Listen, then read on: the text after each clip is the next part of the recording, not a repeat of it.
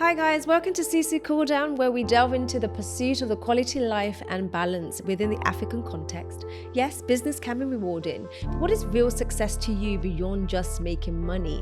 Susu Cooldown explores a series of topics that impact our mindset on a deeper level as Africans, matters that help people to learn and to unlearn the skills that they will need to improve themselves personally and then eventually impact the continent and then the world. I'm DEMI SAMANDE and I'll be sitting down and going through real life topics with you on this show.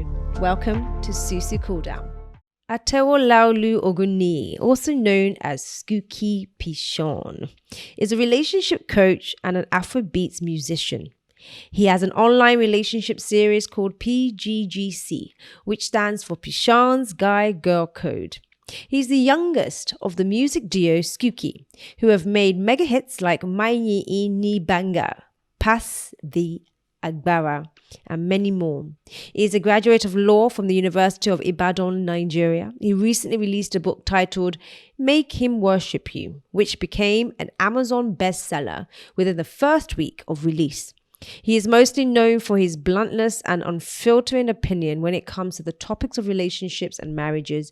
He holds a record for the highest downloaded relationship ebook in the whole of Nigeria. Peshaun, welcome to the very first episode of Susu Cooldown. It's been a long time coming. My name is DEMI SAMANDE. Many of you know me from Susu Business, where I sit and I talk about entrepreneurship, business in Africa, really just getting stuck in and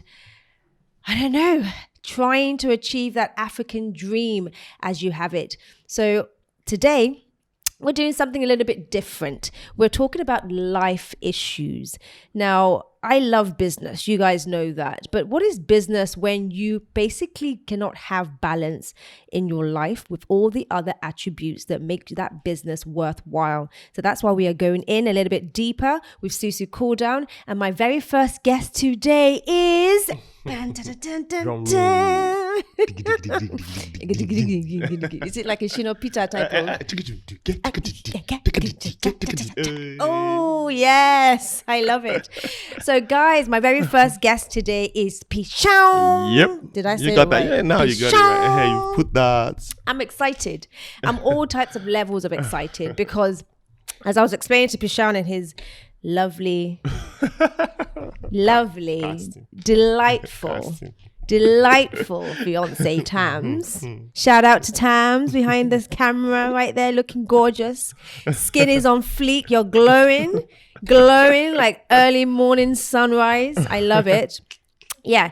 So I was just explaining to them that, I've been following Peshaun's platform for a while now. Yeah. I don't know anybody else in this whole of Lagos or Nigeria or even sort of tuned into the African context or any African content that is not following or at least come across your content in the last, how many years? It's been long, like 4 years, 5 years. Yeah. Wow. Yeah, well, I've been doing it on and off. On and off. I really took it seriously. Maybe like 3 years ago. Yeah, 3-4 years ago. 4 years ago. Yeah. And we're glad. Yeah. We're glad for it because you have done us all well. Done us very proud. It's really funny because I find your content very entertaining. Yeah. Initially when I came across it, I was laughing. You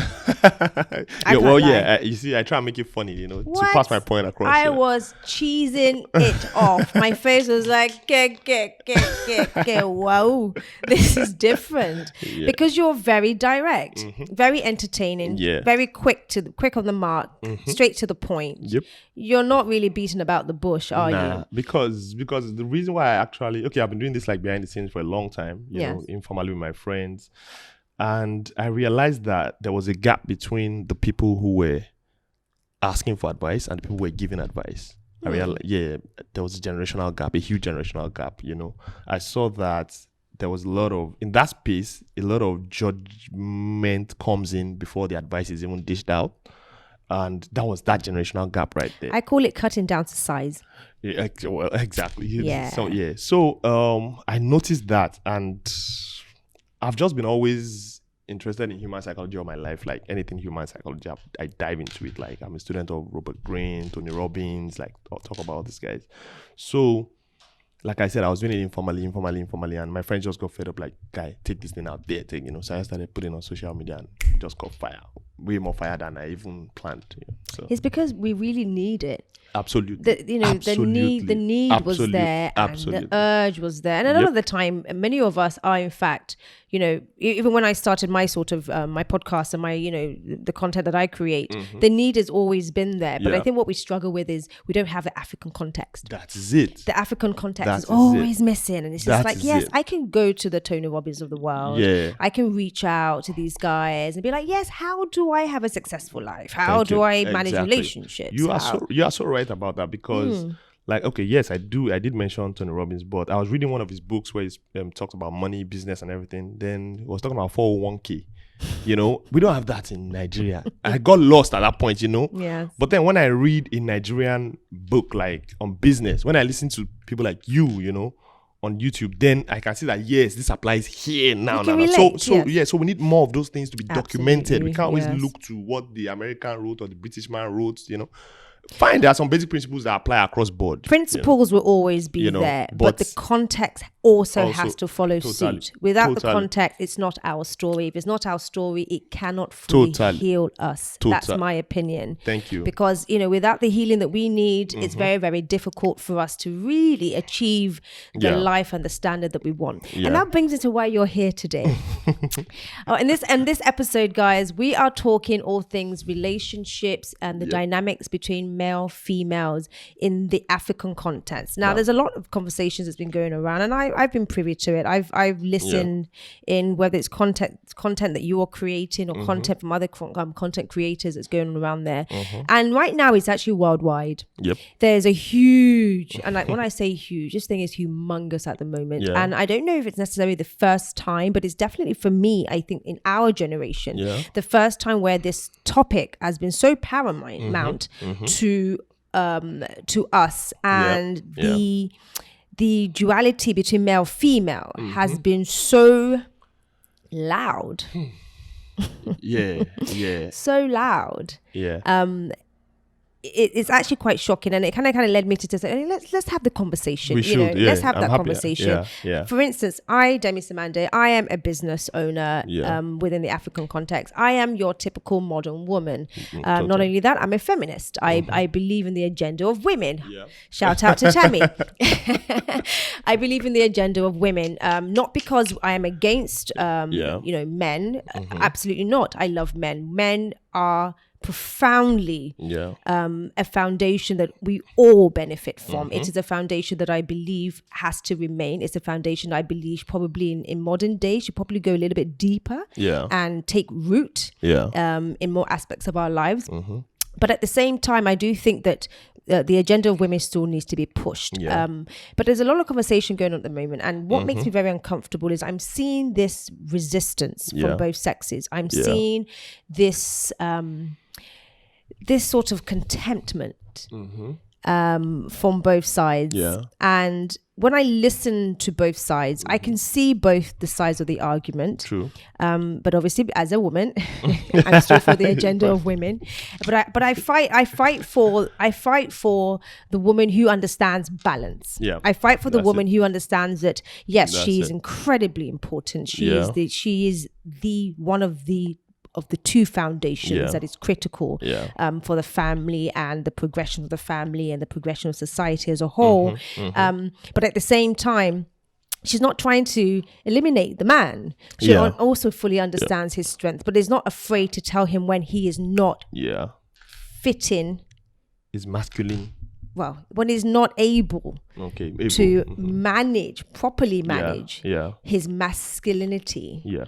Or his masculine role to benefit the overall structure of the family and society. She, in my opinion, should always be capable with skill. With skill, because I think a lot of the time us women, we probably lack that skill. And we don't necessarily have the right delivery. Sometimes, and I think that's definitely something that we, it's a topic that we definitely should talk about more and more, because I think it's a deficiency from our end as well. But even that said, I think that the man himself needs a lot of work. in this modern times. He needs an awful lot of work, and he needs a great deal of support. And I wanted to kind of just talk about that a little bit. You know, the modern woman dynamic. Yeah, it's a big one. The modern woman dynamic and then the modern man dynamic. Where are we with that? And why do you believe it's such a problem today? Yeah. Where are we going wrong? School us a little bit. So over the years, let me say the last 3 decades, the feminine gender has evolved so much, right? The masculine gender still plays the role, still tries to play the position that, you know, masculinity has played over the years. Now, civilization has improved everything, you know. There's better equal chances now, you know, for women to play at the table, but definitely there's still work to be done, like you said. But what women do now, they weren't doing 20 years ago. Now, we have that on one end. So women are beginning to live out, because, I mean, every human being has a masculine and a feminine side, right? So a man has a feminine side, a woman has a masculine side. But women are beginning to live out their masculine side the more because of all these opportunities that civilization is bringing on board. So let me start from a strong woman. What is a strong woman? A strong woman can totally be feminine. She doesn't have to be masculine, right? Femininity can be soft, can be tender. Masculinity can be, you know, harsh, can be, you know, dark and all that. But being soft is not the same as being weak. And being strong is not the same as being hardened. So I think for women, for the modern woman, some women confuse being strong as being hardened. You see, when you're hardened, you might be able to break doors and, you know, pave way for yourself in the harsh world of, you know, business or anything, or corporate world or wherever you are in. But you are even denying yourself of your basic feminine, you know, instincts. Are you with me? But then we have exceptions. Of course, we have exceptions. But let me say most women are feminine, most men are masculine. But of course, we have exceptions. So when the modern woman confuses her strength for being hardened, then she falls out of balance with her feminine calling. You understand? She falls out of balance with that. And then even she doesn't find satisfaction. Now, men basically are looking for a feminine woman. Men can be very confusing, you know. Men can be, what does he want? I know women say that, what does he want exactly? If I'm soft, you walk over my head. If I talk, you say, you know. But men want a feminine woman. That's what men want. Also, women want a masculine man. And that's what really makes a relationship thrive, right? David Data explains it in his book, Way of the Superior Man, how the polarity between man and woman is what keeps the attraction alive in a relationship. The woman wants her man to be the man, you know, even if she can do those things for herself, but she still wants to feel like, that's why women still want, even dating for 5 years, 7 years, be married, you still want him to come and take you out on a date, you still want him to treat you like he's still, you know, trying to woo you. And that's fine, you know, and that's basically fine. Even though you can buy those things for yourself, you still want it to come from him. But when you now remove this from a relationship, because out there, the woman is playing with masculine strengths and she needs it out there because it's a dog-eat-dog world out there, you know. But you can't bring that into the home. Now, this is not saying it is the woman's fault, but this is part of the problems we're having today. Our intelligence has evolved over the years, over the centuries, but our instinct still remains the same. The man wants a woman, the woman wants a man, except for people who are, you know, on the other side. So if a woman is out there building a career, she definitely has to bring these masculine traits to play, because out there nobody cares about your emotions or anything. So she has to employ a lot of logic. But when she comes back home, she needs to take that off and be the woman. And the man needs to be the man. At the same time, a man in a relationship with a woman like that needs not be threatened or be intimidated by the drive that his woman has. Now, like I said, the feminine gender has evolved a lot over the last couple of decades. So some guys still hold it in their head that her success is a threat to him. As a matter of fact, some guys don't even function well when their woman is, you know, doing amazingly well. You know, everything is measuring his own successes against hers. And it's not a competition.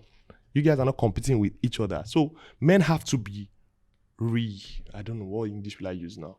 Reprogrammed? Exactly. They have to be reprogrammed to know that, no, it's a different ballgame right now. The women we are dealing with in this generation are not the same women that our fathers dealt with in their generation. So as a matter of fact, we cannot even learn this thing from our fathers because they don't know this type of women. And that's why I said I stepped into this thing, because I saw that there was a generational gap. As much as, yes, of course, the older people have wisdom and everything, but at the same time, our father generation did not deal with this type of women. They did not. So they don't have a clue. So they will advise you based on what they know. But your woman has grown up in a world where there's more chances, where there's more women doing things, and she has every right to do these things. She has the drive in her soul. It's born in her soul. So you now bring the formula of our father to say, no, I demand that. You now want to start clipping her wings. As a matter of fact, I know women who play small just because their husband is in the picture and they don't want to offend his ego, or, That is a thing, and especially in this part of the world. That's a thing, isn't it? That hurts. That's encouraged. Yeah, and there are a lot of gifted women, but she has the drive, and women can multitask for days, man. And when a woman is motivated by the desire to provide for her loved ones, she can do anything. There's no stopping her.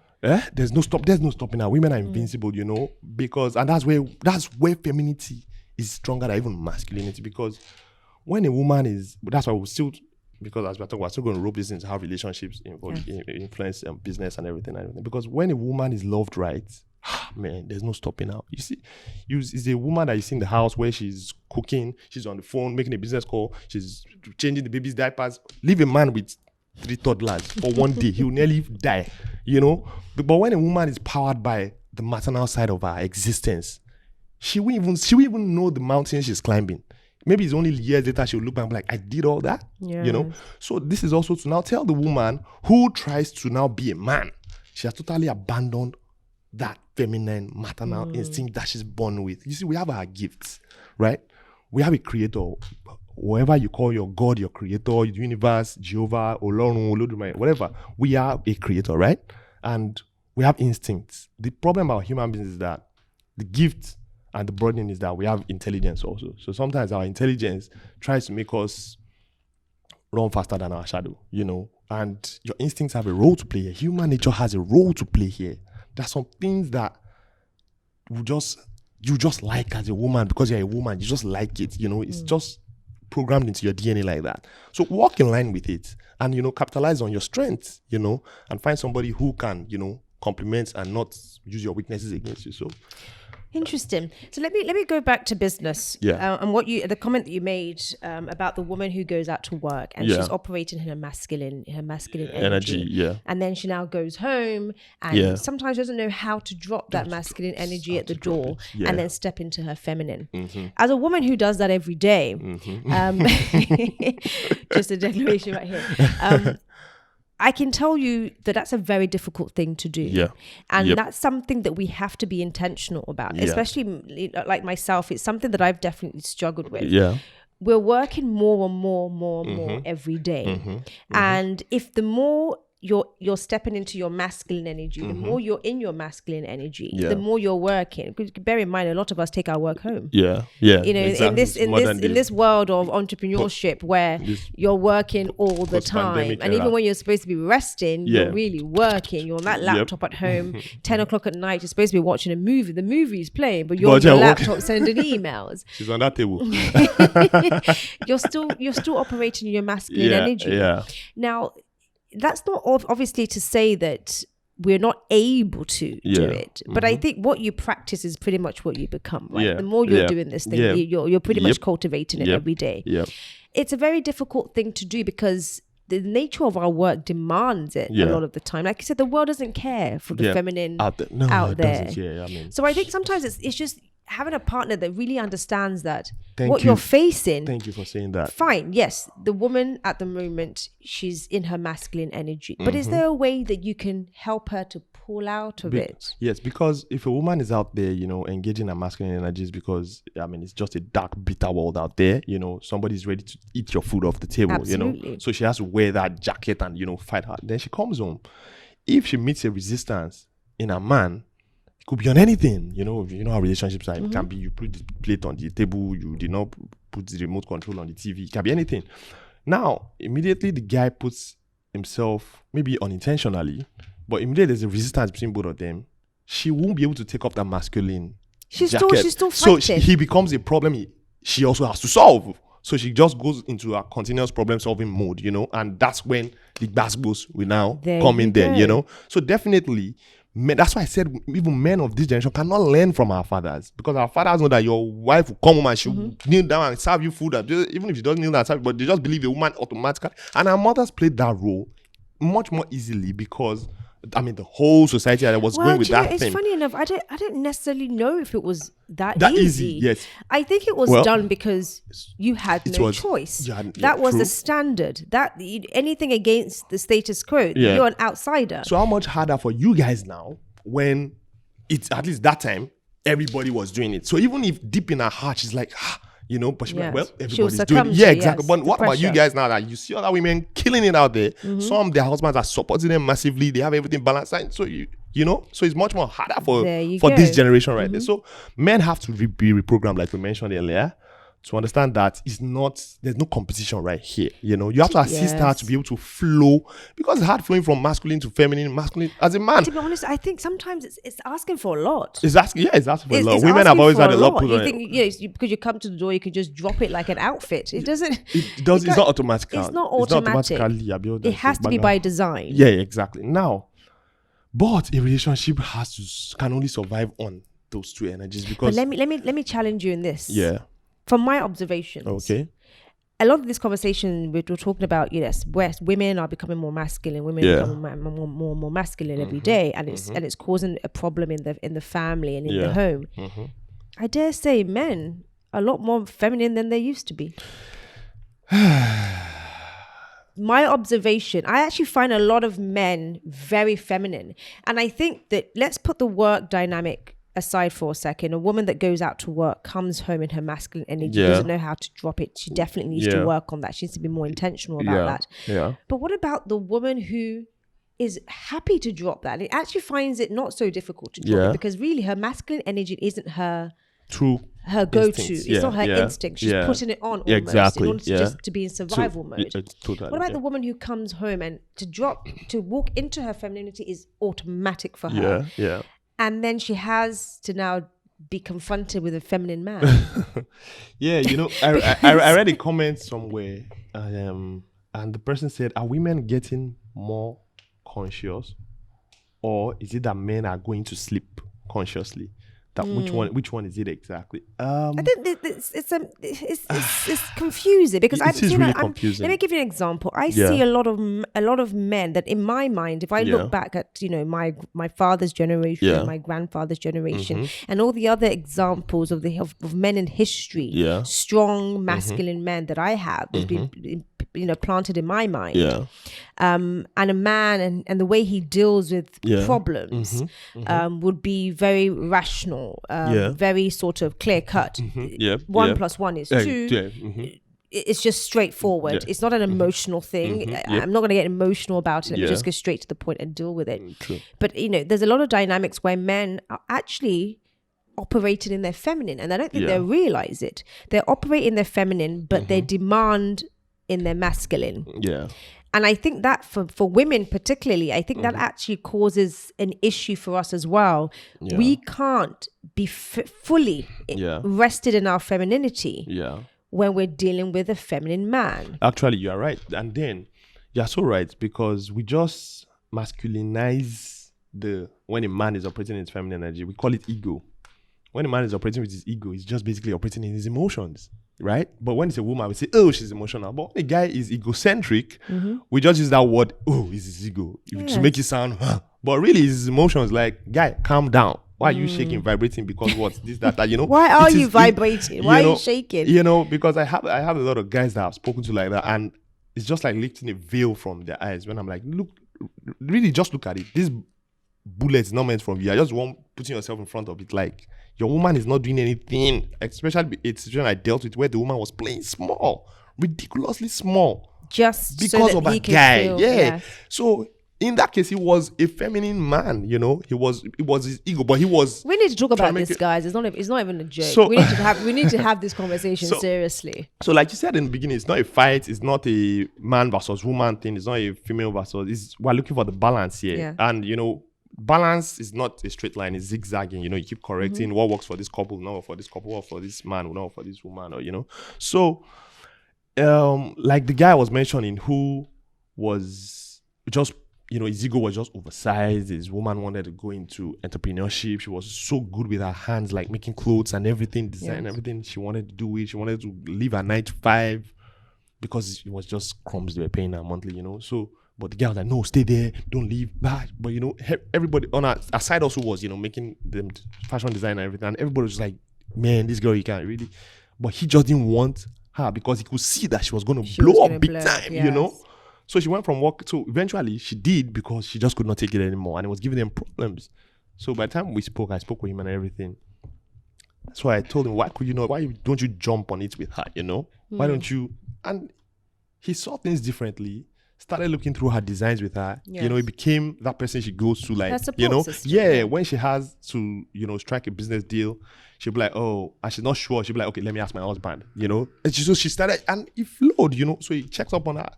Sometimes get their maid to make food, take it for her while she's on site or something, working on it. And he found peace, you know, and she blew up. And there was really no threat today. That's why you cannot listen to our father's generation on this kind of formula, because they don't even believe women should be daring like that. It doesn't work. So we have to create our own rules, you know, not discarding the wisdom, the values and everything. Like I said, those things work across board, across time, you know, some basic principles. But for your own generation, you have to adjust it. Like Robert Greene says in Law of Human Nature, there's something called generational awareness. Every generation, when they get to teenage years, they start having this generational awareness. They want their own fashion. They want their own musicians. That's why a musician will be top notch. But by the time new generation hits 18, 20 years old, that musician is old school. He's old. You know, it's not like the musician is not good anymore, but there's new generation with their own way of seeing things, who want their own, they want their own dressing, their own music, their own everything. So we have to create our own rules, you know, based on the values and wisdom of human evolution for thousands of years, which is fine. Culture, for instance, is what suits some people in some time, you know. There was a time in our culture they used to kill twins, you know. There was a time in our culture they used to do different things. We don't do them anymore. Tribal marks, for instance, you know, was cultural, but it was for that time. So it made sense to them, didn't it? Exactly. So, you know, not disregarding, it made sense. So we have to create the rules for our own time, you know, without ego, without feeling like we know it all, but just apply it. And that is where we are now, talking about the modern man and the modern woman.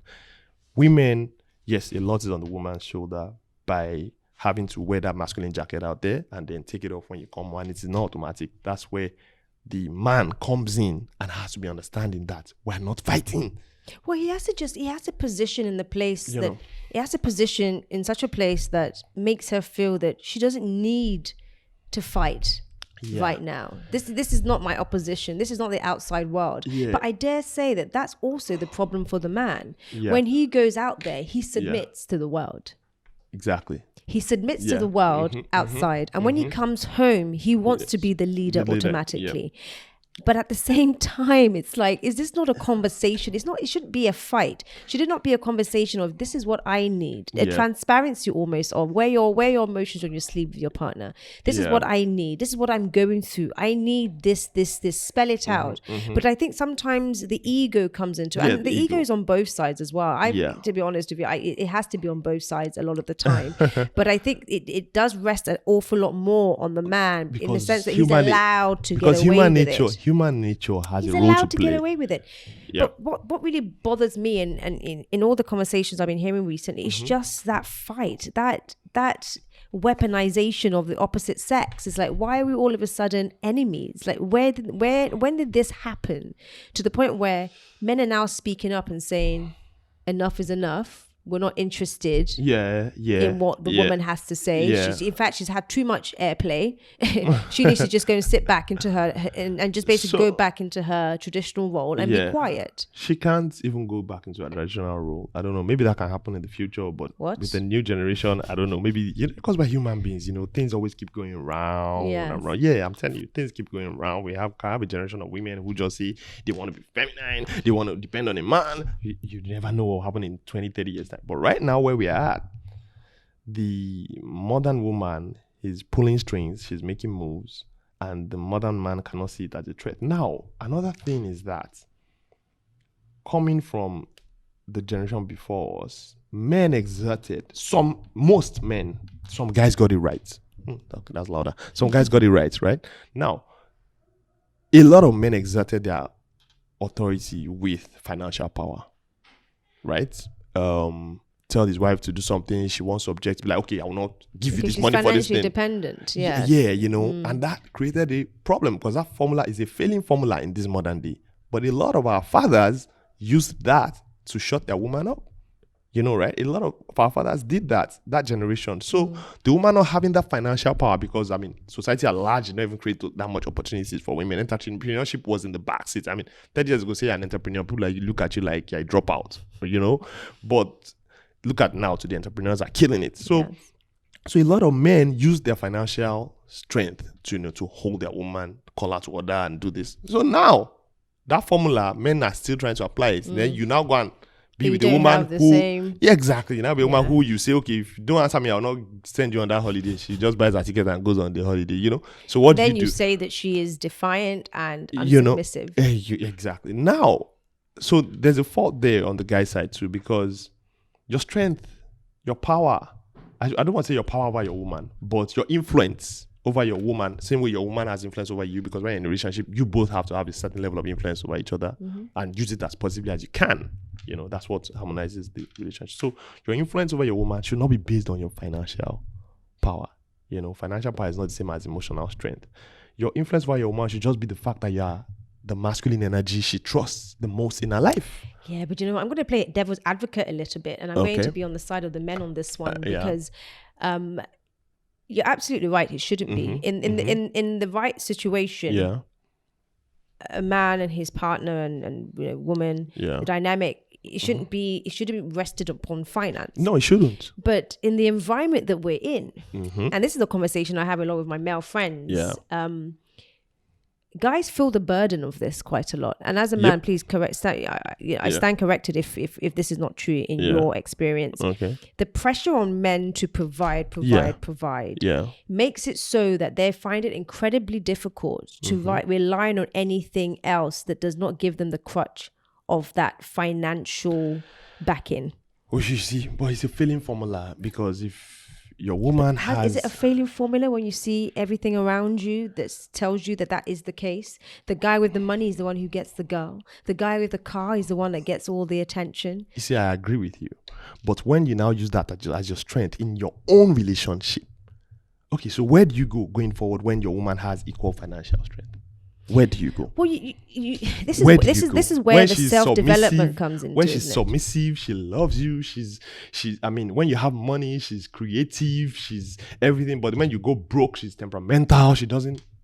But I think that's what drives it, because I think they're scared. I think a lot of the time it's driven by fear. So why do you want to be in a union driven by that factor? But then the guys will say to you, how many women out there that would not fall into that category? I'm just being a devil's advocate. No. I totally. This is just the conversation. I totally agree when you with you. ask Now, these guys, and this is half the stuff they say, the women don't want us if we're not making six figures and blah blah blah. So you see, I definitely would advise any guy to be making 6-7 figures, all that. Yeah, and even if you are, and the woman is levels below you financially, and you are bringing her to a whole level. Maybe she's driving a Datsun and you're now putting her in a Lexus or a Benz or something, and you are elevating her. Still find a way that your influence over her, even though the money plays a large role, but your influence over her is also the fact that you're like this respected masculine figures. Yeah, I'm telling you, because that's why some men just don't want their women to hit is big, because he knows that's the angle where he really So of course the money will play a role. Absolutely, the money will play a role. But women want, more than ever, this generation of modern women want a man who is unapologetically masculine, but who understands and paves way for her to, flux in her feminine energies. Feminine energy is it's like an ocean. And I don't, of course, I mean, some women don't know how to control it. But then if you really look at the hormonal makeup of a woman's body, it's different from, you guys have hormonal imbalances. I describe us as a bird. What, we should be let free. We can't be put in a cage for too long. But masculine energy, so just like you said, men just deal with problem in boxes like this, So a woman needs that man that has another different type of influence over her. Yeah, the money is there to play a role, but you see, when a man depends too much on his financial power over his woman, I mean, this is the person you want to spend forever with. It's the same way a woman depends only on her beauty. It's fleeting. Yeah, exactly. It will fade, It will fade. And I just think it's a failing formula. And men, when choosing a woman, should, have the money, but try and have influence over her with other masculine traits, which there are a lot of them, There are a lot of them. Can you name a few for us? For some of us who probably haven't seen many masculine traits. Yeah. Okay, now this is it. Men want to be the protector and the provider, right? Naturally, thanks to nature, women want the man to be a trusted protector and a provider. Even the men who are making their own money and can protect and provide themselves, because money is a good way of protecting yourself these days now. But a woman still wants a man to step in that role. So a man's ability to pass judgment on bias is in traits that women fall for a lot. That is a very good trait. A man's ability to pass judgment on bias. And when I say ability to pass judgment on bias, means even putting himself in the hot seat, when it is necessary. And where do I link this up to? A man who can look at his woman and say, babe, I effed up. I was wrong. Wow. I'm sorry. You see, money can buy that.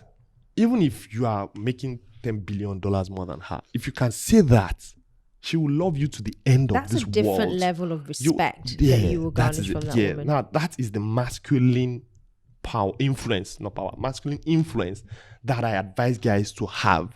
But you first must conquer yourself as a man, before you can even offer that to your woman. And so the battle starts not from the relationship, but starts on yourself. You have to work on yourself to be able to say, I effed up. But many human beings, don't let me say man now, human beings, we just like to use something to, buy our way through. So this way a lot of men just depend on the fact that they have financial power on the woman. So they feel that, this is another thing that I've noticed as well. A lot of men feel that they can only have respect once they have money. I mean, so they're constantly chasing the money in the hope that, one day I'll get the respect that I need, not knowing that that's not what the woman is actually looking for. It has nothing to do with your money. Exactly. Now, to some extent, like you said, if you look around, a lot of women, like you said, it's the guy with the money that gets this, that gets that. Yeah. So to some extent, the money plays that role, but I don't think it's sustainable. I don't think it's a way to find true happiness. I'm all about people being happy. Like in this thing called relationship, it's going to be the most intimate setup of your life. Take it to marriage. That's somebody you're going to spend every day with. So why don't you want to make that place habitable? Why is it supposed to be a place where you just have different coping mechanisms? Peshaun, I find that in our culture, one of the, and this is the answer to this very good question you've asked, the reason why people don't want to do that is because they've not been given the tools to do it. Our culture doesn't teach men to be inward looking.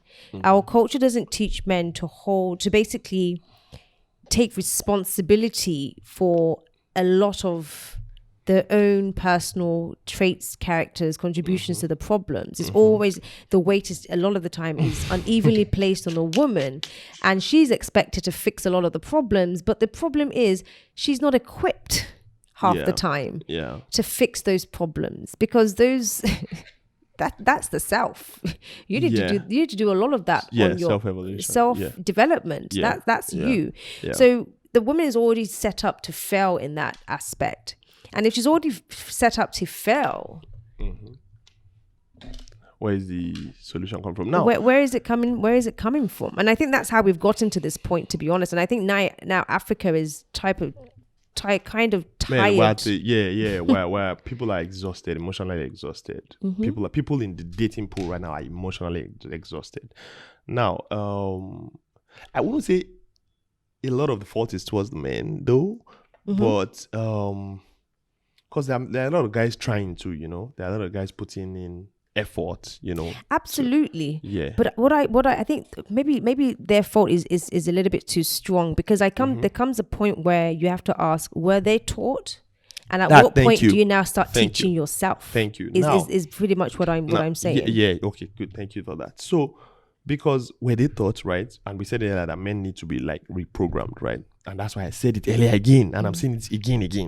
You can't learn from the men that came before us, from our fathers. You can't learn because their formula is different. And that's what a lot of them are looking to as well, isn't it? Yeah. And how do I coin this now?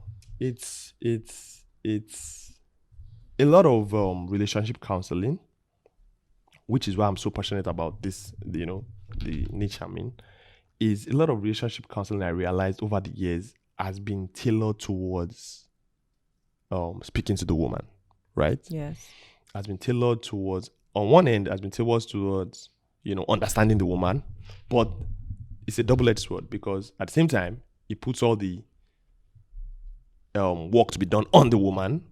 So the men have just kind of been like neglected. Even if a couple go for counseling, the solutions a lot of counselors give them cater to the feminine instincts, right? And the man can apply that. They say, oh, you need to communicate. So a lot of the exercises that a lot of counselors over the years give to a couple are geared towards feminine traits, right? Oh, communicate, be romantic, be understanding. Every man needs to tap into these, right? Because there's a balance. But that's not the man's strength the most, right? So when you see a couple and you give them these solutions and you hand it over to them, the man will struggle. The woman will not struggle, but the woman cannot do the job alone because she's still dealing with a man. Yes. Right? So let's say communication, for instance. Women can talk about what's bothering them. For days, a woman wants to talk about it. A woman will wake you up at 2 a.m. Let's talk about this thing, and the guy's brain freezes. So when you say talk about it, for the woman, it's going to be easy. For the man, it's not going to be easy. So you can't give them the same. It's like somebody comes to you with headache and that person comes to you with malaria and you give them the same prescription. It can't work. So couple counseling has to be re-engineered, and that's what I do a lot now. So it's either I'm speaking to one person, or if I'm going to speak to them together, then the exercises I'll give them will be different, because the man is stronger in some angles more than the woman. The man is stronger in not talking about it now, maybe waiting till later. The woman wants to hear it out, you understand? The woman needs to understand that when the man is under pressure and his brain is jammed, she can't get the best out of him at that point. The man also needs to understand that if it's boiling in her head, she's like a steaming kettle. She can explode. Yes. She needs to get it out. So first thing is understand that we are different. Respect that we are different and we're not against each other. Zigzaglar says it that a lot of marriages will work if the husband and wife realize that they're on the same team. I agree. Yeah. He's absolutely right. So a man will struggle in some angles, a woman will struggle in some angles. So you give them different exercises, then they can now blend. Like I said, balancing is a zigzag issue. You just don't, if you can get it right, I know couples who get it right for 6 months, then something happens down the line, triggers them, they go back to their default settings. Yes. They have to work on it again. So it's constant work. It's constant work, and it can be done. And it's not so cumbersome, But the thing is, we have a lot of blogs, we have a lot of this, that. It's only the negative part. I'm seeing a lot of negative, and I think it's so disheartening. And it's not what we need. It's not what we need. And the annoying thing is that it's the people whose values are not the best that have the loudest voice in this world of social media, in this world of shiny things and all that, Somebody comes, looks shiny, and it's, like I say, there are a lot of so-called strong women out there. I'm strong. I'm this. They have a loud voice. They have a huge following. They're not strong. As a matter of fact, they are. How do I put this now? The very movements they are fighting against is what is sustaining their strong, so-called strong women. The real strong women, they're not ready to be exploring vanity all day in, all day out. They're about the grind that, man, look at your story coming to Nigeria, setting up this, the grind has turned you into something else. You're hungry for success. You're not hungry for show off or for people to come and applaud you and say, hey. But sadly, in a world of colorful things, Glitz social and media, glam, yes. it's the people who can shine the most that have the loudest audience. And sadly, in Nigeria, a lot of our young ones are just looking towards the shiny things. And those people who have the true values, they can't teach you anything, So that's where we're at. Now, those are the people who talk about relationships the most. Okay, you see someone, maybe a guy, is doing super well. It tells you marriage is a scam. Or you see a lady, she's doing well. So many false prophets out there when it comes to this relationship things. And I think that's why it's so important for us to have more of these conversations. Yes. There are a lot of good guys out there. You see, so there are a lot of good guys out there. There are a lot of good girls out there. Yes. There are a lot of good guys who are just in the wrong setting or who have just not come across the person who would tell them, like, I know how many guys I've had conversations with. I know from one-on-one counseling, from emails, from DMs, from everywhere, who are just seeing it like, oh, my baby's doing this. I can't take it because that's just like you said earlier, has it been taught, Then I call him and say, can't you see that this thing is not an issue? Can't see that you're the man in this situation? Can't see that, okay, you believe you're the head, right? Now, head does not mean that your wife is a passenger. She's a co-pilot. It does not mean that she's a passenger too. A lot of guys believe I'm the head, so my wife is a passenger like everybody else. No, she's a co-pilot, which means she can take over the wheels at some point where she has more gifts. That's such a fantastic example. And I want to just bring it back to, I want to just sort of connect that to business a little bit. When I talk about leadership in the home and leadership in a business, to me, they're one of the same thing. Yeah. So there's a difference between well-run businesses and businesses that are there, but management is poor. Yeah. So what type of leader do you want to be? Do you want to be the dictatorship, the one that tells your employers, do this, and then run them to the ground, all in the name of being the leader? Or do you want to be the one that works alongside your people and leads from a place of strength, leads from a place of compassion, leads from a place of understanding, and leads from a place of example? So really, for me, these relationship things are really that simple. It's the principles of life. Be a leader in the true essence of what a good leader looks like, not a dictatorship. Don't exert your strength and power all in the name of leading, because that can only take you so far. Exactly. By the time you're spending so much time standing in the front, by the time you look back, everybody behind you has left. Exactly. They've gone elsewhere, and they've said, "I'm sorry, but there's only so much I can take." But if you're the type of leader that you're holding the hands of your people, you say, "Let's do this together." What are your concerns? What are your problems? Okay, let's try this. Let's try that. And ultimately, you're taking a consensus and you're making a decision as the head. Exactly. But more importantly, you are taking responsibility. Thank you. That's where you can never be a leader. I own a company. And when we make mistakes, when we take a decision, whether it's my decision directly or my staff's decision, and we make a mistake, to the outside world, who pretty much are my clients, something happens and they reach out to me and say, Demi, you guys really messed up. What's going on with your company? Blah, blah, blah was done and it was terrible. I don't say... It was... Taufik. I don't say, Lagbaja, Sukomi, come here. Come and answer this customer. The customer is asking what happened. I don't do that. As a leader, I take full responsibility for my people. That's it. Full responsibility for my organization. That's it. And full responsibility for that decision. And then I go about trying to fix it.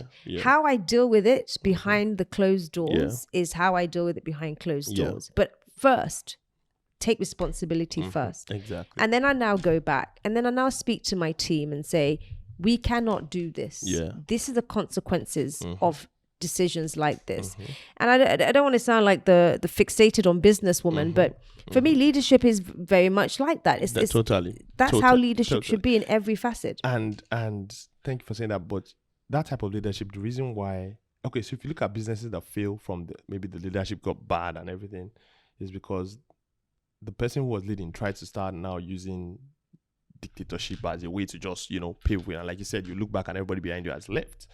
And what happens to such a leader is that he or she stopped working on themselves. Because to lead the way you have said now, it is who you are that leads the company. You have to constantly work on it. So the first person you work on is yourself. You know, the first person you work on is yourself. I have a friend who is into fitness and everything. And when it was starting, I told him one of the things I learned before I became a relationship coach was that your first client is yourself. You can't be coaching people if you are not healed from a lot of things yourself, right? You can't be a fitness trainer if you are not in shape yourself, right? But there's so many people are. How much successful are they? Well, they'll have it and then they'll drop off. That's it. They can't sustain it, right? Or it just gets exposed. But so many people try, shall I say? If you want to get a trainer today and you see somebody who is fit and you see somebody who is out of shape, which one will you pick? If you want to get a tattoo today, I see a guy with beautiful tattoos all over. I see somebody whose body is just plain. You pick the one with the, you know. So your first client is yourself. There was a time Julius Caesar was going to war with the soldiers, and they didn't have water. They were stuck in the desert riding for days, and there was no water. There was scarcity. So, but he had a jug of water. So he was really thirsty. So they brought his jug of water as a leader now. All these soldiers were walking. Him was on a horse. They brought his jug of water to him that he should drink. And just look at the soldiers. And all of them were looking at him like, now only your guy go drink water. So he took the water and he just broke the whole jug of the water and poured. And I was like, if you guys don't drink, I'm not drinking. The energy that his soldiers had after that was more than anything. That is just the greatest example of leadership that we're talking about here. So it is working on yourself. So now let's bring it back to relationship that we're talking about. Yeah. A lot of people don't want to look into the mirror and say, this, you understand? It's hard. It's super hard. Even for us women, or we don't like it, but it must be done. There's this thing they say that in a relationship, one person is wrong and the other one is a woman. How do you say it? The woman is always right. Yeah, you know, it's hard. It is hard. But my advice to guys, as I was saying earlier, that if you really want to have a hold on your woman, if you really want a woman who is submissive, you see, we throw that word submissive around. Women, in their natural state of human nature, we are submissive. You don't even need to ask her to be submissive, but she will only be submissive if she trusts your sense of judgment. See, women are the ones that the whole world will be telling her about this guy, and she will not listen to anybody if she trusts the guy. And what does she trust? The first thing is your sense of judgment. When a woman sees that her man is fearless about looking stupid, is fearless about taking blame, you know, then a whole new level of femininity is born. You understand? And if a man can have that on his own, but how many guys want to, you know, go through that? It's not easy. We've not been taught about that. Of course, there'll be sometimes she'll get on his nerves too. Yeah. There'll be sometimes she'll mess something up and everything. But that's really the angle where I'm coming from about that, having that influence on your woman through that masculine strength. Because you just have peace of mind. She will just naturally give you peace of mind. She will still have her mood swings at this and that. Everybody have their good days and bad days. You know, and like you said earlier, some men these days, or a lot of men these days, are exploring their feminine side, because God did not create men to be emotional like women, right? Scientifically safe, we are not emotional women, because you people have this period of the month, that period of the month, this, something you ask for, something you didn't ask for. Nature will just be throwing you left and right. But men were just a straight line, you know? So a man has more ability through practice, if he's not conscious of it, to hold back his emotions, not deny his emotions. There's a difference between denying your emotions and holding back your emotions. He has more ability to be able to hold back his emotions, to deal with the issue at hand. Then if he now opens up to his woman later how hurt it was when she did this, then she'll be like, what? You know? Of course, some women are stubborn. She would not want to listen and everything. Yeah, but at that point, that's not the woman that's ideal for you. That's it. So there's so many things to look at, you know, before some people make it. The thing is, how do you even choose a partner? You know, some trial people and see the error red flag. by the looks of it. Yeah. But some people ignore the red flags. Some people see red Yeah, flags. that's a whole and nother ignore it. topic, this red It's flag a- stuff, it's another- because we all have red flags. I'm of Yeah, the opinion. yeah. I've shown red flags probably every single day in No. the last week, but I don't want to get cancelled. You know? Don't cancel me. I'm not perfect, guys. No, you know, nobody's, they say find the way, everybody's weird. So find the word that you can You work can with. work with, Exactly. yes. Find the word that you can work with. But some people just see that. I mean, it's just like the girl, a lot of girls make that decision right now. You see that this guy is living the fast life. He's a scammer, maybe a full-time scammer. He makes his living by scamming. Clear cut, simple. You know, clear cut, He didn't simple. hide it. He's right in your face. You know, Yeah. his friends, everything in the circle, that's what they do. But he's giving you the shiny things and you jump into it. And he's telling you as an entrepreneur, Yeah, exactly. that's you know? a red flag. And you know that's not what you want, you know. So, and you still jump into it. You go into it, and then he's scamming you along the line, and then you're saying, "Oh, how? What? But you saw it already that this is." Yeah, but in most cases, Peshaun, in most cases, these red flags are very subtle. They're not as direct as that. Even that's it. That, to be honest, the fraudster guy, that's not even a red flag. You knew what he was doing, darling, and you just kind of jumped in there. But you know, a lot of red flags are very, very subtle. They're not very direct. It's almost like the only way you pick it up is instincts. Man. You don't always hear it or see it, but your instincts might be like, oh, what's that? I have dealt with cases where the red flag is like, I've like- seen the flag of China. It's red. It's just red. The red flag is you. Okay, Right in tell your me how face. you explain you've been dating a guy for, this is a story of my boyfriend got married last Saturday. You've been dating a guy for 2.5 years. You've never been to his house before. Not once. You don't know his family. That's odd. You know, 2.5 years? 2.5 years. That's more than a He red flag. comes That's to your a place. If he doesn't come to your place, you guys meet up somewhere, maybe a Yes. hotel or his friend's place. Sometimes his phone will go off from Thursday till Monday. But you're still there. Then one day you say, my boyfriend got married last Saturday. That was not your boyfriend. That was very, very odd That was stories. just a guy that you people were servicing yourself. That was not your boyfriend anyway. Because how do you explain that? You know, what were you building? What kind of relationship were you building? You know, so different things. It's a different thing if it's long distance relationship and you just bought. How can you not be to somebody's house in 2.5 years of relationship? No, it was not. It's not. Something about that sounds It's odd. not- yeah. It's first 6 months, Sometimes- you might get away with it, but And 2.5 years is Women rather are odd. women now. It's women that ignore red flag the most.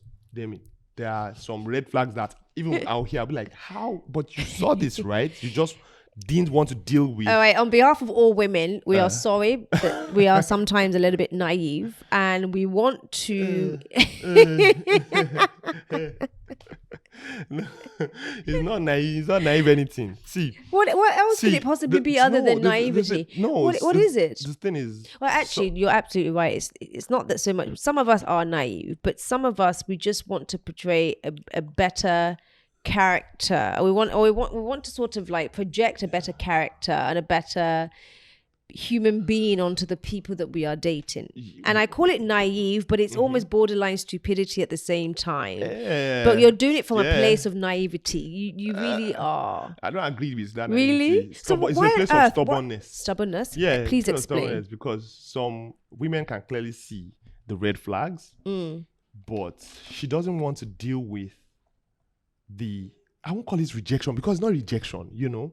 She doesn't want to deal with the situation reality? now, the reality right now. Do you know what? You might be right, Peshaun. She Maybe that's doesn't- is it She doesn't want denial? to denial. Is she in denial? She's in denial. Or Serious she's denial. thinking that it's not going to be the case with her. It's not going to be the case. What somebody that's slapping her face 1 time, 2 times, 3 times, 4 times, Yeah. and you know this is who he is. There's a condition for that, isn't This is it? who When he you is. start feeling sorry for your abuser. What on earth is that? Guys, I've tried to give excuses. I've exhausted all my excuses. I can't give any more. No. Sometimes women see it loud and clear. Okay, girl meets boy likes girl, talks to her, she falls in love with him, they have something together, they become something that she's not sure what they are. This is a very common scenario. Oh, what are we doing exactly? Then the great, what are we? Then the guy says, he tries to play like this. He doesn't call her for 2 weeks. He goes away for 1 month. He calls her back Yes. out of the blue. She takes him back, goes to see him. him. They do again. She's confused. And this goes on for 8 months, is messy. 1 year. You know already This is messy. that this guy is inconsistent. You know, but you just don't want to put a stop to it. But my question is this, though. Why would she herself decide on her own to get involved in a mess like that? Because it takes two. Yeah. But Because I think there's a level, there's a degree of sort of playing the victim a little bit as well, isn't you there? know, women are very hormonal. And when a woman falls in love, she has these love hormones that just rush into her bloodstream, oxytocin. Am I not a woman? Yeah. What's running into your bloodstream? Can you just... It's love hormones. Can you just get yourself together? The feeling of, oh, he calls me, he's checking up on me. Some women have missed it so much, you know. I'm not blaming her, you know. Some women have missed it so much that it's like the right thing is coming from the wrong guy. Yeah. So she just wants it, even Just if wants it's not. it, Yeah, if she it's just not wants it so perfect, much. she just Yeah, wants if it's it not anyway. perfect. So she's willing to believe any story he tells her after going ghost for 3 weeks, you know. Then he comes back and says, I had a meeting. Oh, I was stressed. Oh, I was this. Then she just wants to just make believe, you know. Then hormones come rushing and she feels good. But our logic is telling her that nope. I feel like as women, our instincts are always speaking to us. Totally. Telling us something is just not right. But you always fight against it. Like you said, there's different motivations, right? It might just be that she just has a need for that attention and she'll take it however it comes. And you know, there were, for the generation of women we have now, there's a lot of father-daughter conversations that were never had. And that's painful. A lot of father-daughter conversations were never had. And that is so painful. And I mean, who do we blame here? I mean, maybe the fathers of that generation just didn't know, but they needed to have had a lot of conversations with their daughters, because now a lot of these women are grown up and that void is there. And the guy that's supposed to step in with that masculine energy is still himself, still find a way to balance his masculine energy. His ego is seducing him to play left for, you know, so that's and where he's we have triggering you.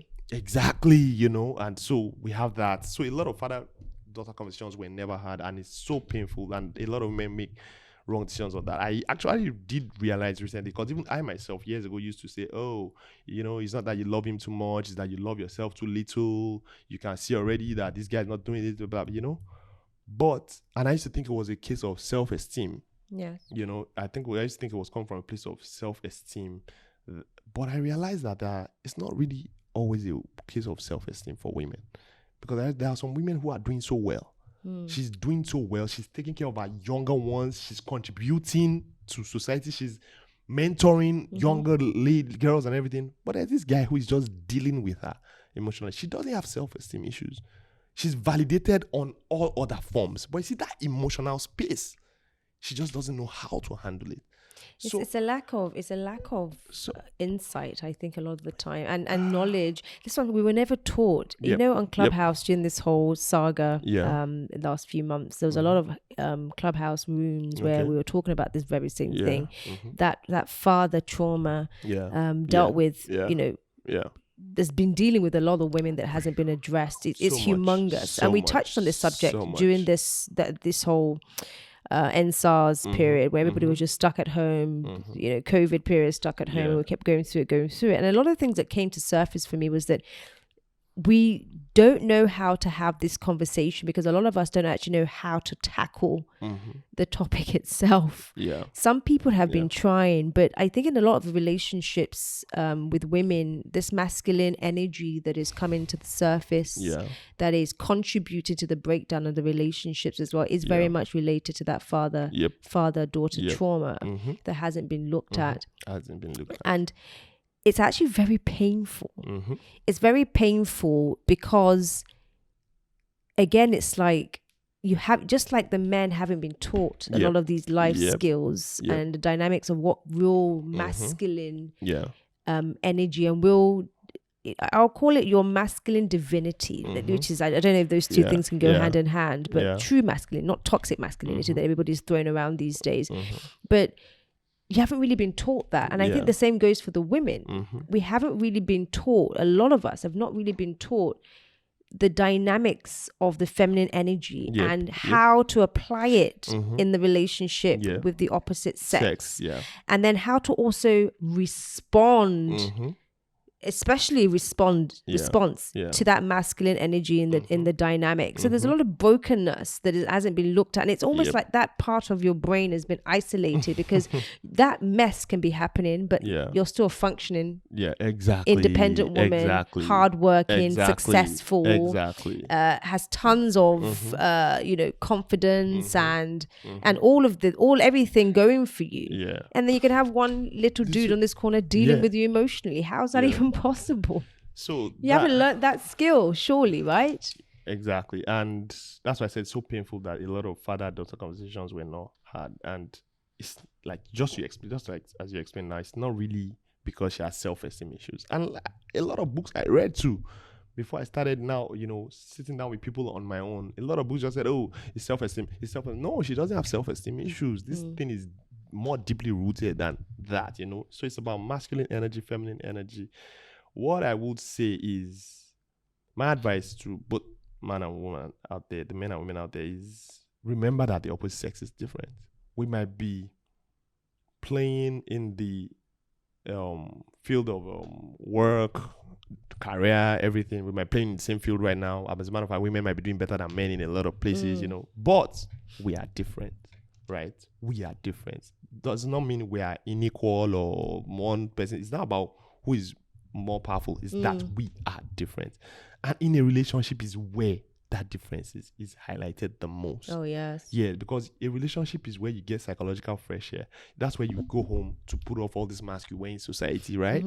And you just relax. I say relax. It's where you relax, So that's where you act mostly from your reflexes, from your intuition, from your instincts, right? It's not like you're thinking of what to say before you say it, So if you're a man, you will probably talk like a man, when you are relaxed with your partner. If you're a woman, you probably talk like a woman. So your partner needs to be hearing you as who you are, as the sex that you are. Like, okay, my woman, okay, baby, let's talk about this thing now. Oh, and we just got back from work. We haven't even settled down. But she came driving home. Her head was boiling about this thing that we have to talk about. But when a man is coming from work, he probably wants to get home, sit in front of the TV, maybe we'll catch up with the football highlights, just cool down like that. So we are very different. You are very different, Yes. But when you get home, that's when you are yourself the most. So if she comes, let's talk about this now. He needs to hear her like he's listening to a woman, like, this thing is boiling in her head. And it's not every day that it's going to be boiling in her head. So you can give her that time sometimes. So also to the woman, she needs to hear him as a man, right? So if she busts into the door and she sees that his home and is just looking at the ceiling like this, she needs to know that, okay, he's in that space of his brain where he really doesn't want to think about anything right now. So once both parties can look at each other like that, then we'll better understand how to deal with it. So if she holds her breath and like, okay, don't let me tell him now, I'll talk about it later, then she wouldn't, even the way he's steaming in her head, she will just calm it down because she knows that, okay, I'll still get to talk to him. Now, he also, if she comes to him a couple of hours, I'm like, oh, when I go back, this thing was on my mind, but I saw that you were watching TV and I decided to chill. Can we talk about it? If he's listening to her as a woman, he will know that, for this woman to even chill for me, let's talk about it now. But when one person is only sitting in their own corner, like, talk about what again? We spoke about this thing yesterday. I already told you that we will do this. Then when we'll do that, then she will start steaming again. Or if he is sitting in front of the TV and she enters and like, can you imagine? He's not even bothered. I'm only the one thinking about this thing. So the first thing as a couple is remember that you are different and it's okay. Once you walk from there, then a lot of things will fall into place. Individuals, again, working on yourself. Working on yourself. Fighting your own demons and try not to bring your demons to the table. And then understanding that as you're fighting yours, somebody else is also fighting theirs. Yeah, because when you try, of course, there are people who get into the wrong association. But if the person you are dating is not a narcissist, somebody who is just totally crazy, if there's somebody who just needs to be conscious, to be woken up, just bring it to that consciousness that, hey, we're in a relationship. Then if you work on yourself, you will see the version of yourself, that best version of yourself, you see that reflection in them.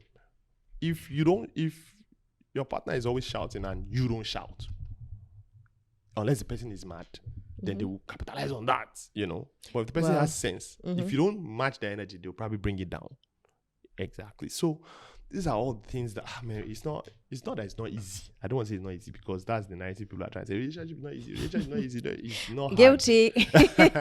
Relationships are not easy. That's a soundtrack we've been singing for a long time. It's not hard. Trust me, it's not hard, but it just calls for. It's just something you can't sleep on. It's just something you can't sleep on. It's consistent work. Right? It's consistent. It just becomes day to day, and it's okay. And because the peace of mind you get there, it's priceless in a world where people have depression everywhere, anxiety everywhere. You need somebody who you can, lean on. And like I said, if you're going to be in this thing, why don't you make it habitable? Why don't you make it a place where you can rest your head? Why don't you make it a place where you can just relax? It takes two. It takes and two. It definitely takes two. If you find yourself in a situation where, and a lot of people do, find themselves in a situation where you're in an environment where you're trying to salvage this thing or trying to save this thing by yourself, it just doesn't work. So it really just takes two, very draining. It takes two people that are like, yes, I'm willing to do the work on myself, and I'm also willing to give you the grace and the time to do the work on yourself, and to be able to see you, to let you know that while you're doing the work, I see you, and I appreciate the fact that you're doing the work. And then when we come together, it's two very strong individuals trying to make this thing work. Because relationships, I dare say, is not easy. It's not easy. Back to that point. But we can literally talk about this thing all day, Peshaun. And I am absolutely grateful that you've chosen to just come on the show today and just have the conversation with me.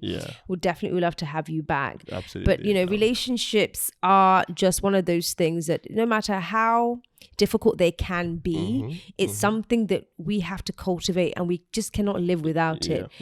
One of my favorite therapists always says, the quality of your life is a sum of the quality of your relationships. Without our relationships, our lives just ceases to be anything more than just day and night ticking on by until we just run out of time. Before a person says, my relationships are working, this person is doing this, my woman is doing this, my man is doing this, you need to know, have you handled it on your own end, before you call it quits, right? Have you put in that effort from your own end? Because sometimes I've seen a lot of examples where, I had a guy who his wife was just temperamental, this, that, but speaking to him, I realized that he never listens to her.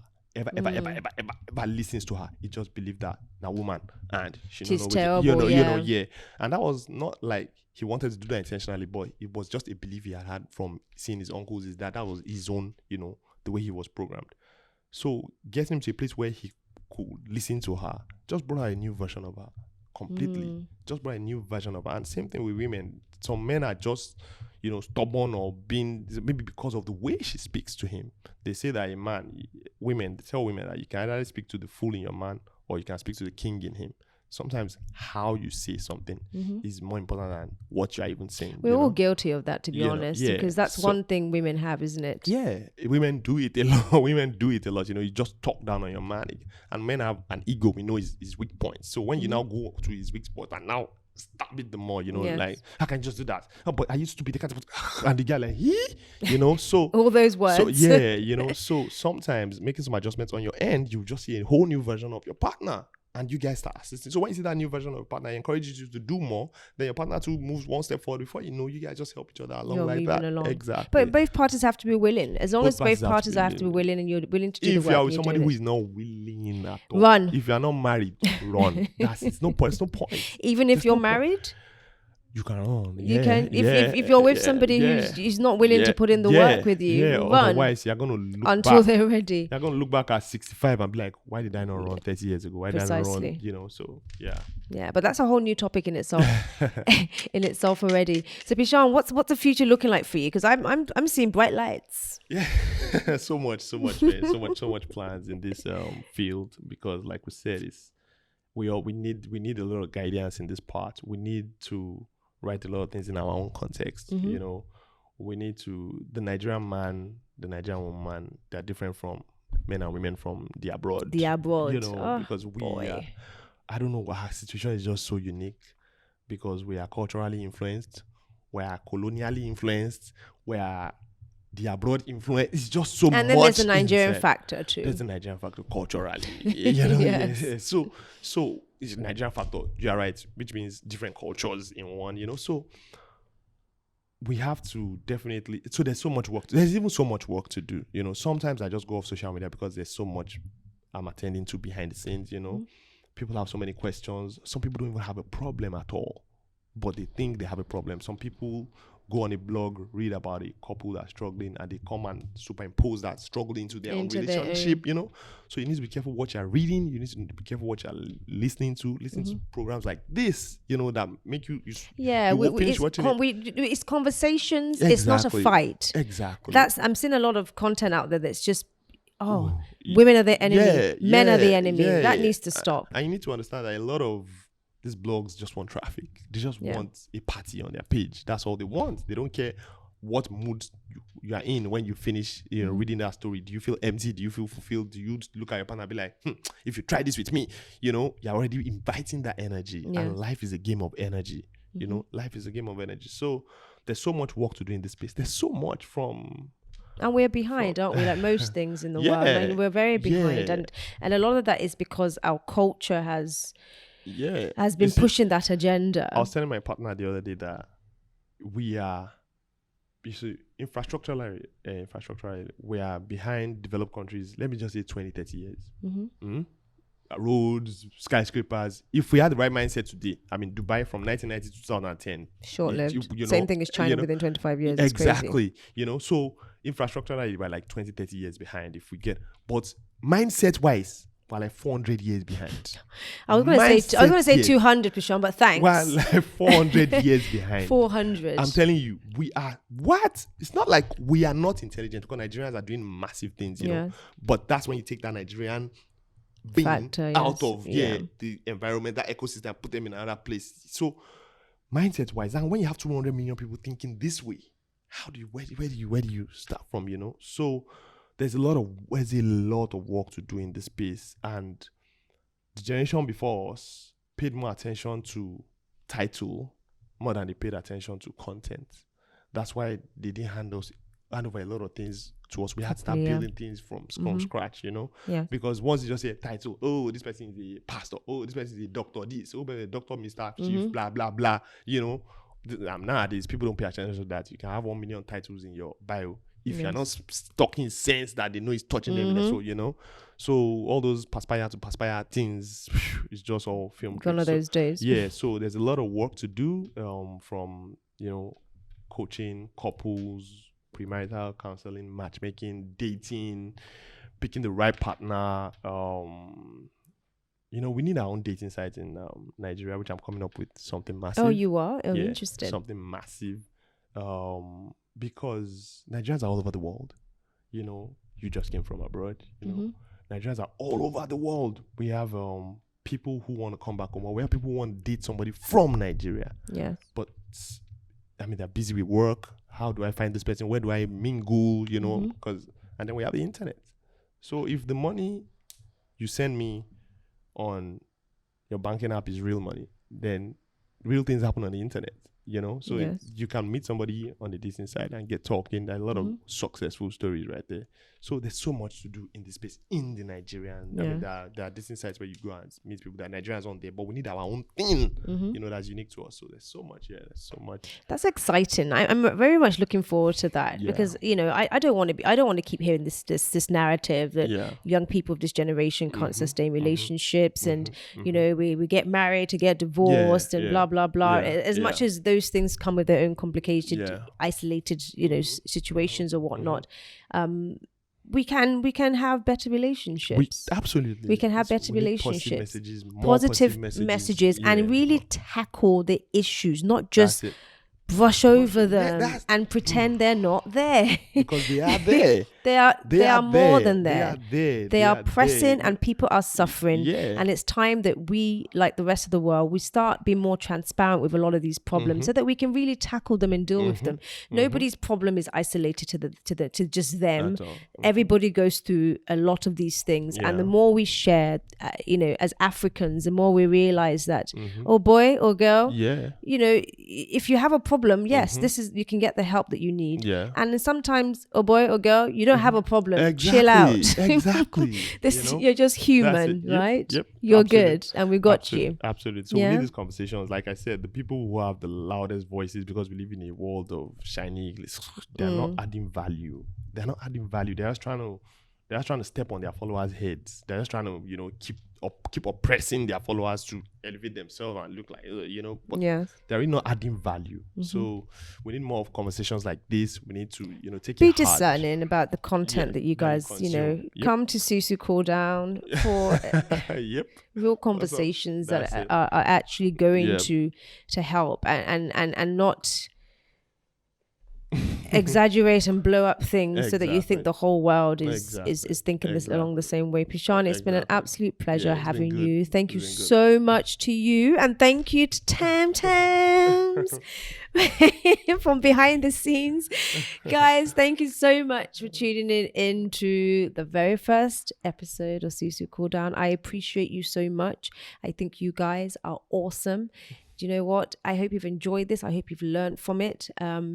And I look forward to having you on the next episode. Until then, please do take very good care of yourself, and do not forget to be extraordinary in the way that only you can be. Take care, guys. Bye.